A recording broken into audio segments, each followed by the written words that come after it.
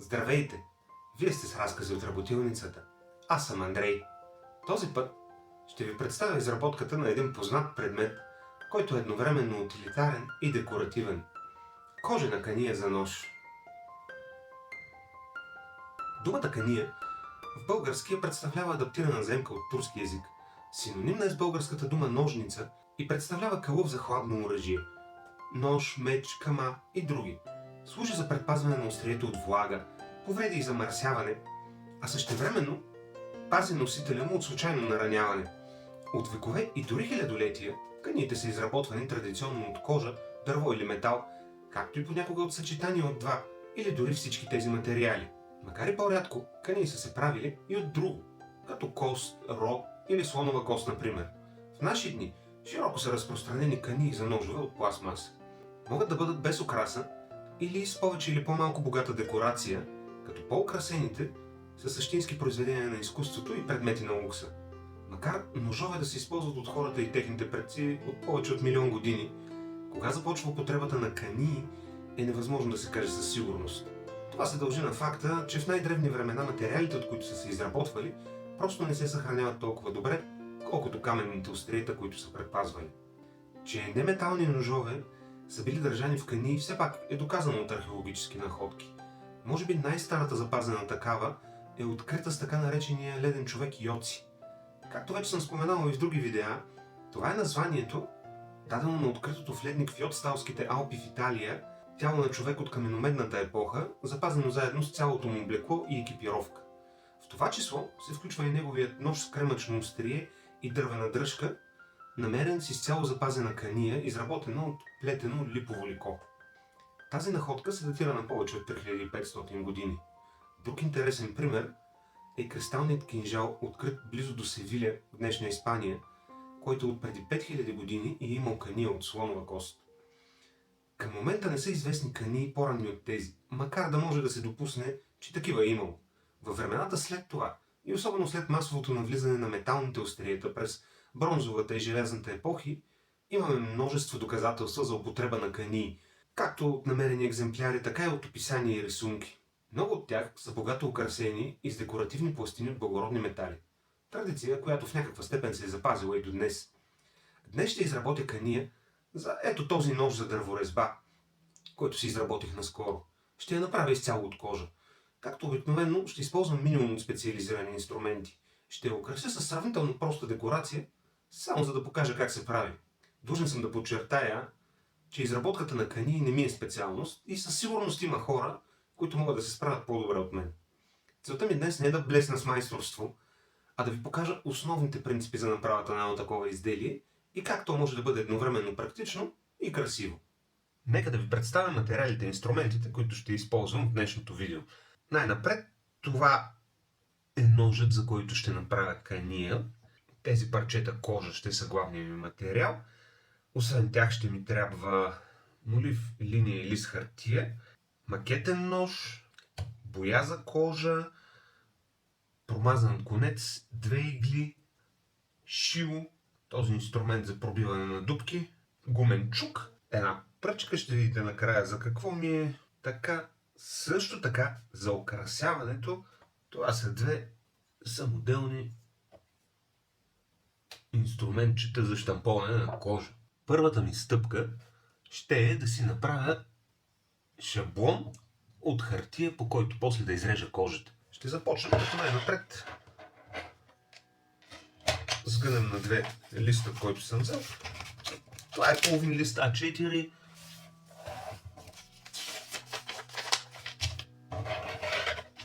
След това очертаваме с молив линия по средата.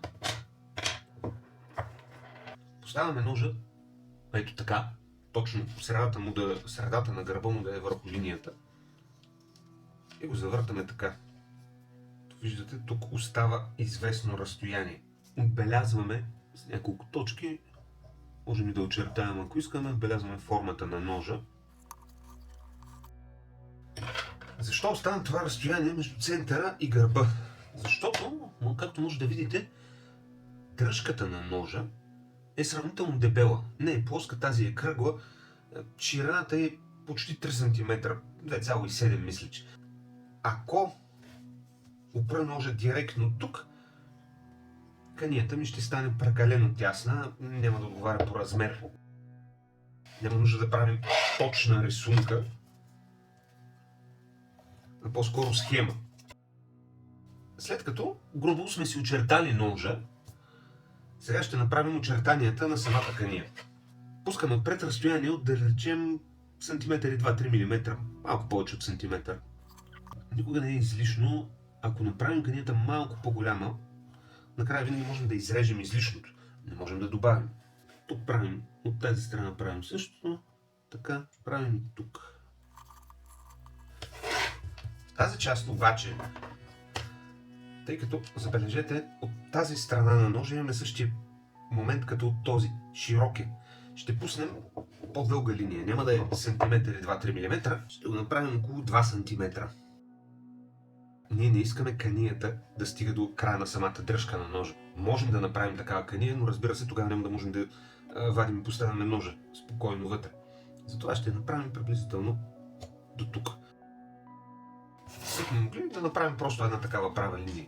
Ако искаме някаква по-интересна форма, можем да направим следното. Също така, тук леко ще направим една извивка. Можем да направим същото и ето тук. А ето тук ще си отбележим едно продължение малко по-дълго от 5 см, 5 см и може би 3 мм, 3-4 мм, което ще представлява халката ни за закачане на колан. Изкъваме по началната линия и изрязваме. В случая тази страна ще е лицевата. Халката за колан ще е отзад. Тъй като аз съм десничар, ще направя ножа удобен. Канията удобна за мен. За левичари просто нещата се обръщат наобратно. Огледане на образ на това. Ето вижте. Това е изработката на шаблон. Сега остава да го изрежем, да изрежем парчето кожа по него. Кожата, която ще използвам за направата на тази кания, е ето това парче, което имам вкъщи, телешка кожа, сравнително тънка. Обикновено за кanii се използва по-дебела кожа от тази. Тази е около 2 мм и половина. Кожа, да речем 3,5, 4, 5 мм, по принцип е по-подходяща. Просто аз имам тази. Тя също ще свърши работа. За днешната демонстрация това ще е напълно достатъчно. Ето го шаблонът върху парчето кожа. Ще си очертая леко с молив по шаблона. Мисля, че се виждат очертанията. От нататък вземам макетния нож и изрязваме.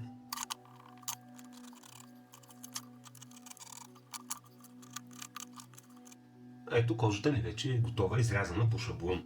Ще видите, че ще се наложи да изрежем още едно парче, което ще поставим ето тук, в тази част. Него ще изрежем от това парче кожа. То ще бъде по средата между тези два слоя. По принцип, най-често при изработката на кани то се поставя, за да предпазва шева от острието на ножа. Да не би случайно при поставяне, изваждане, носене, острието да разреже шева и да увреди канията. Ето как изглежда отвътре бъдещата кания с допълнителната кожена вложка.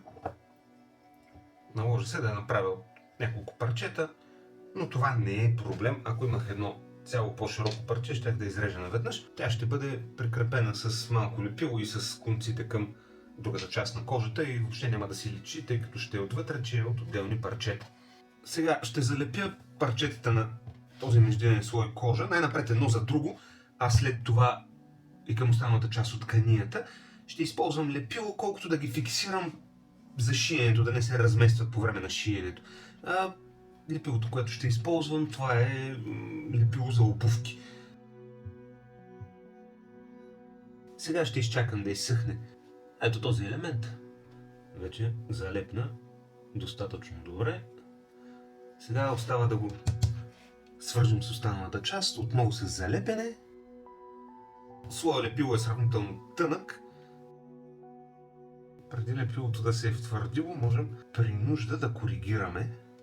Сега оставяме отново лепилото да засъхне. Междувременно, докато лепилото тук съхне, можем да си залепим и ръката за закачане на колан.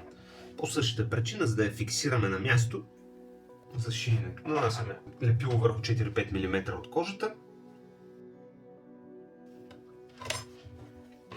Ето така. Всичко вече успешно залепна. Сега остава да почистим неравностите.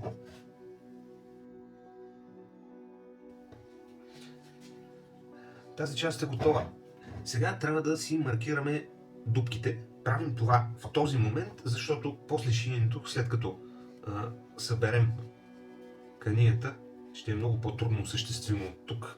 Трудно ще прекарваме игли. Ще направим 4-5 дупки по същия начин. Ще използвам шилото и мекия чук, за да пробия дупките. Сега държа да ги разширя, за да могат спокойно да минават иглите през тях. Ще направим един бърз шев. Вземаме си част от нашия промазан конец. Вдяваме го в иглите и ще започнем. Ето двете ни игли, заедно с конеца. Сега започваме шиенето. Прекарваме едната игла през първата дупка. Най-напред ще прекараме само тази същата игла, за да застопорим този шев. Стягаме. Прекарваме още веднъж. Това, което получихме, вижте, всяка от иглите е от различна страна на кожата. Започваме да ги прекарваме двете през една и съща дупка, в противоположни посоки. Ето така. Погледнете двете игли са в противоположни посоки, прекарани през една и съща дупка. Издърпваме ги и правим същото в следващата дупка. След всяко прекарване пристягаме колкото можем.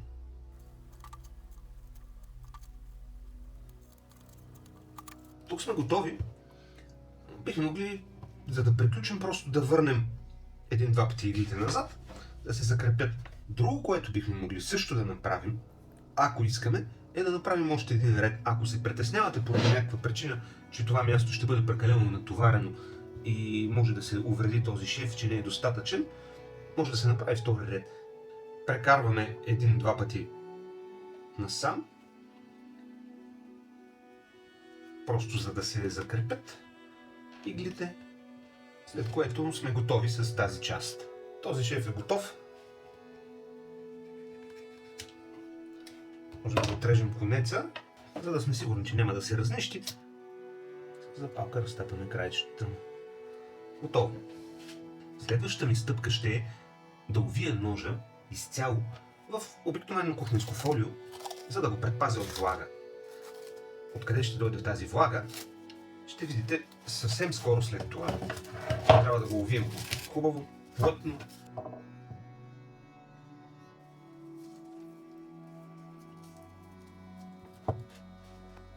Следващата стъпка е основната причина, поради която увихме ножа с фолио.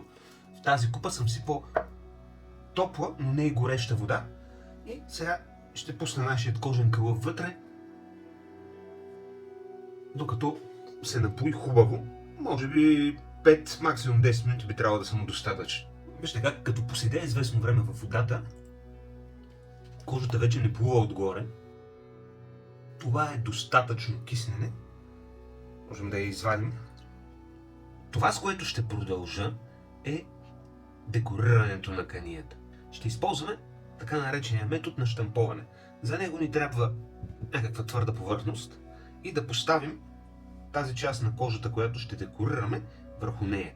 Аз ще декорирам кожата от нейната лицева страна, тази, която ще се вижда при носене. Както виждате, тук съм се очертал горе-долу къде ще е декорацията. Щамповането представлява следното. То е създаване на декорация чрез правене на вдлъбнатини в повърхността на кожата с различни инструменти, наречени щампи, които могат да бъдат от всякакви материали, но най-често са от метал. Като тези вдлъбнатини се правят без кожата да се нарязва, тя трябва да е влажна, но не и прогизнало мокра, за да може да се осъществи този процес. Аз съм си подготвил проста декорация, която ще включва използването на тези две щампи. Те са напълно самоделни, сам съм си ги правил, така че това тук е просто парче метал, с което правя права линия. Това тук е парче от алуминиева тръба. Добавил съм си дръжките за удобство, но ако имате парче метал и парче от алуминиева линия, може да направите абсолютно същото и без дръжки. Как се осъществява щамповането? Ето сега ще ви покажа с кръга. Поставяме го на мястото, където искаме. С мекия чук почукваме леко, не нанасяме силен удар. Не знам дали се вижда кръга, който се отбеляза. Ето го тук. Ще притиснем още малко, за да се отбележи още по-хубаво. Виждате ли го? Ще направим същото и на другите места. Ето тук съм отбелязал още един кръг. Вижте как остават. Когато кожата изсъхне, те ще продължат да си личат. Тя ще е приела тази нова форма. Ето тук ще се получи леко релефна декорация. Сега продължавам с този инструмент.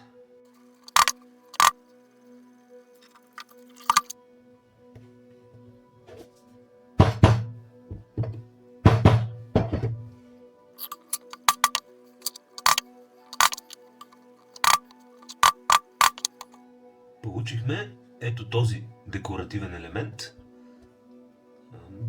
Напипане е леко грапаво. Усеща се релефа. Не е много изпъкнал. Няма нужда да бъде.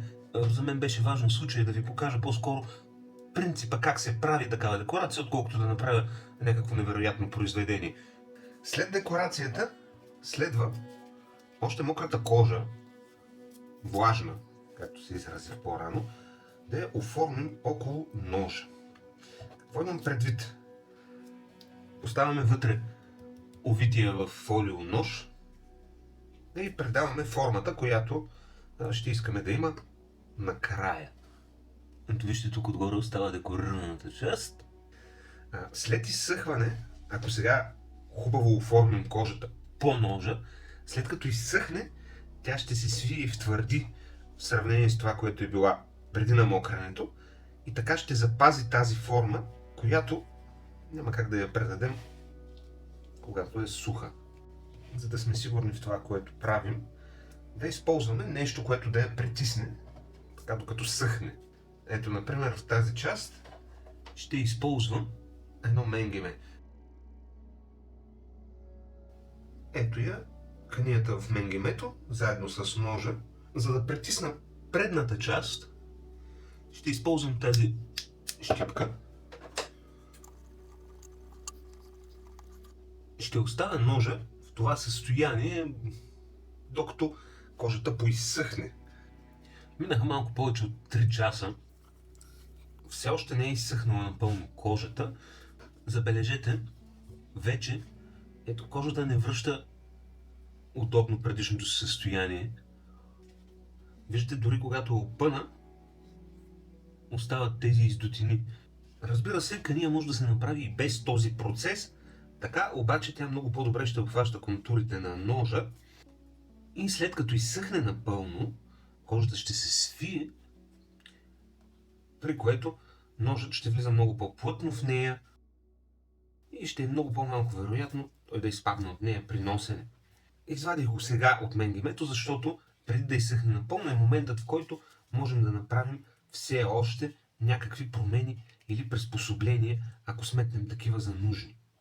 Ако няма необходими, го оставяме да си доизсъхне напълно, след което продължаваме. Изсъхна достатъчно, за да залепим двете части една към друга, след което ще зашиваме. Внимателно притискаме.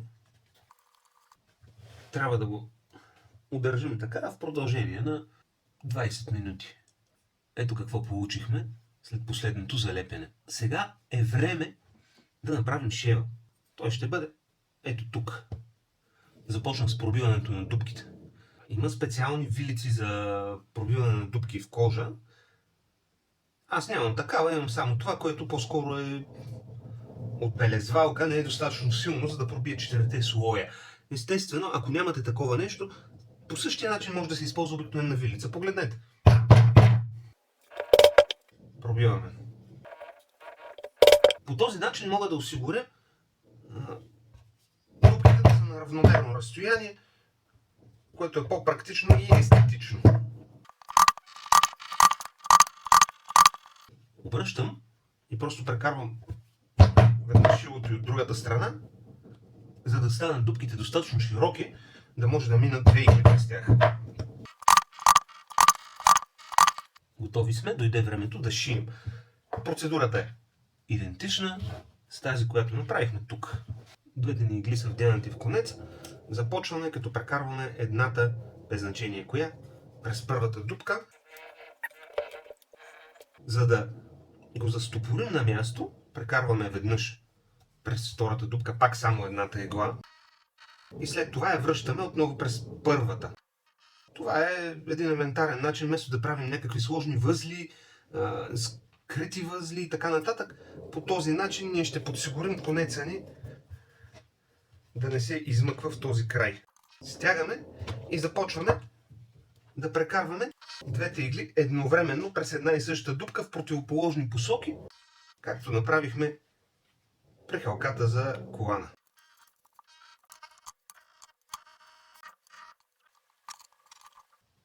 Прекарах конеца през всички дупки. Мисля, че ще е достатъчно просто да завърша този шев, което правим последния начин. Прекарваме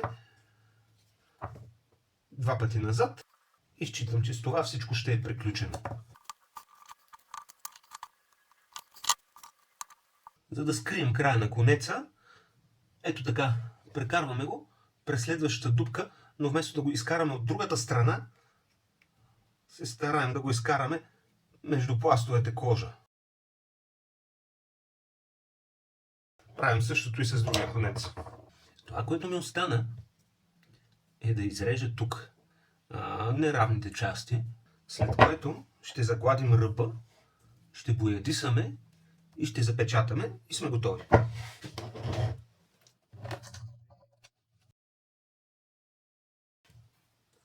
Ето я, вече изрязаната кания. Сега с шкурка, по-груба и по-гладка, ще огладим и този ръб. Сега минаваме към малко по-финна шкурка. Следва боядисването. Когато ви показах материалите, ви показах и шишенце с боя за кожа, което ще използвам за боядисването на тази кания. Ако нямате достъп до специализирана боя за кожа, може да използвате байт за дърво на водна основа. Изпробвал съм го, също става, а и е по-евтина опция. Ето вижте какво се получава, когато я боядисаме. Същото нещо правя и отвътре, докъдето стигна. Не е задължително да се старая да вкарам четката чак най-навътре, но поне да се вижда видимо канията да е в един цвят. Сега, след като боядисахме, трябва да оставим да изсъхне. Ето е боядисаната кания, вече напълно изсъхнала. Не съм съвсем доволен как се получи декоративния елемент. Правил съм и по-добри, но честно казано, мисля, че достатъчно се вижда. Както виждате, плътна е. При нормална употреба ножа няма да изпадне лесно от нея. Само ще довърша декорацията, като добавя един метален елемент. Ще използвам ето тези метални кабари. Отделил съм главите на кабарчетата и сега ще ги закрепим на канията с малко лепило. Ето е канията с металните елементи. Да вземем тази пръчка, която ви показах в началото, с която да изгладим ръбовете.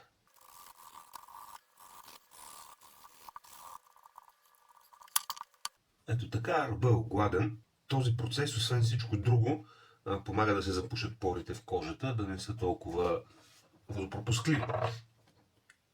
Поне аз така го разбирам. Остана ни единствено да запечатаме канията с някаква смес, която да направи по-водоустойчива. Ето сместа, която съм си подготвил за запечатването на канията. Челен восък с ляно масло. Сравнително не трябва да е ето така като масло. Просто намазваме хубаво навсякъде. Нещо, което лично аз обичам да правя, е с част от сместа да намажа докъдето стигна и отвътре. Това придава по-добра водоустойчивост на канията. Добре намазаната кания сега трябва да нагреем по някакъв начин. Най-лесно се прави с сешуар за коса. Нагрява се докато сместа се разтопи, така по-голяма част от нея ще попие вътре. След това остатъка се избърсва с кърпа. Ето я и напълно завършената вече кания. Има, разбира се, някои недостатъци в нея, но за моите цели е повече от адекватна. Видяхте как общо взето се изработва кания за нож. Както казах и в началото, аз не съм голям специалист по изработката на кании, така че съм сигурен, че има хора, които биха могли да направят по-хубава декорация, по-качествени шевове, по-добре огладени ръбове и изобщо един цялостно по-добър продукт от това. Въпреки това, аз съм доволен от постигнатото днес. Той е за мен, ще си ми върши добра работа. Освен това, не изглежда въобще толкова зле. Както видяхте, за да изработиш нещо подобно, не се изискват невероятни умения, инструменти, повечето неща. Или са неща, които всеки от нас има вкъщи, или могат лесно да бъдат заместени с такива. Стъпките, които ви показах, могат да бъдат с различна последователност, поне част от тях. Например, някои хора първо зашиват, а после намокрят във вода. Това няма чак такова значение. Въпросът е, че процедурата е горе-долу тази. Това беше разкази от работилницата. Пожелавам ви приятен ден!